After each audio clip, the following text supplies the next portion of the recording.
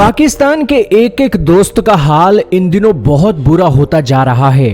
पाकिस्तान ने तुर्की से यारी लगाई, तुर्की का बेड़ा गर्क हो गया। तालिबान से यारी लगाई, तालिबान का बेड़ा गर्क हो गया। चीन के साथ यारी लगाई, चीन का बेड़ा गर्क हो गया। और अब एक बार फिर से तुर्की के लिए खतरे की घंटी बज गई है।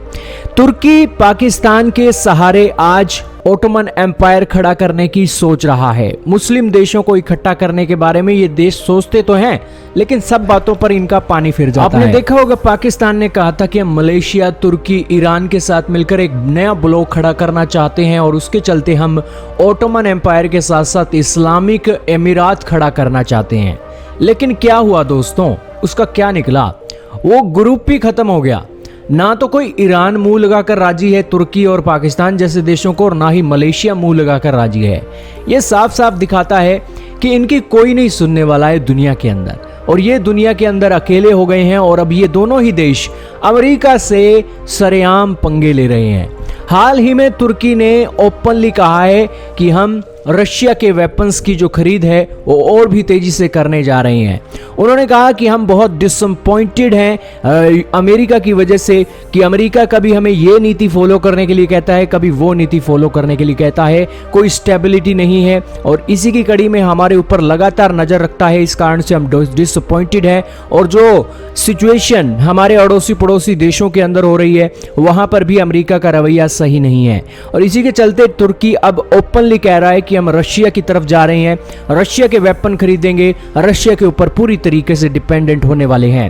और हो सकता है कि आने वाले समय में जो नाटो की कंट्रीज हैं वो भी तुर्की का साथ छोड़ सकें। और दोस्तों ये होगा भी, क्योंकि नाटो के अंदर तुर्की जैसे देश की कोई सुनता नहीं है, क्योंकि ये अकेला ही ऐसा देश है जो अपना ही राग अल्पाता रहता है।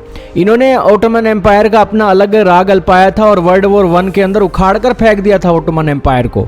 इनकी हिम्मत नहीं पड़ी थी ओटोमन एम्पायर के दौरान अपने देश को चलाने के लिए, और वर्ल्ड वॉर 1 के अंदर ओटोमन एम्पायर था भी या नहीं था पता ही नहीं लगने दिया दुनिया के देशों ने। और वही गलती तुर्की फिर से करने जा रहा है।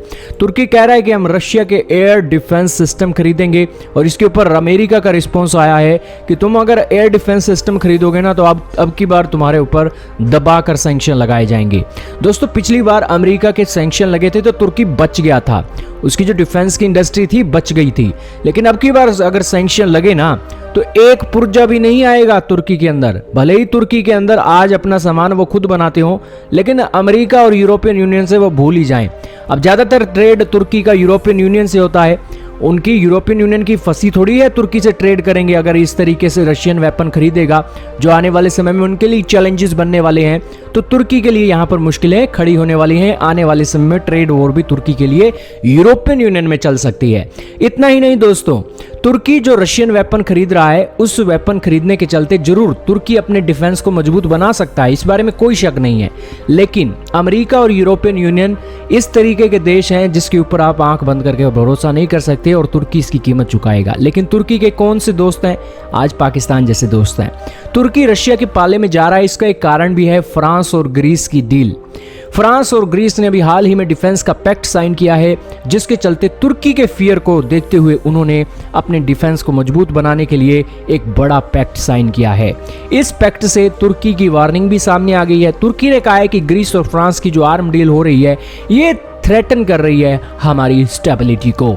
अब दोस्तों तुर्की इस स्टेबिलिटी को मेंटेन करने के लिए जाहिर सी बात है कि रशियन वेपन खरीदने वाला है, और रशियन वेपन खरीदोगे तो अमेरिका का तो गुस्सा निकलेगा ही। क्या कहना चाहेंगे तुर्की के इन सारे इंसिडेंट के ऊपर? कमेंट सेक्शन में जरूर बताइएगा। इस वीडियो में सिर्फ इतना ही था।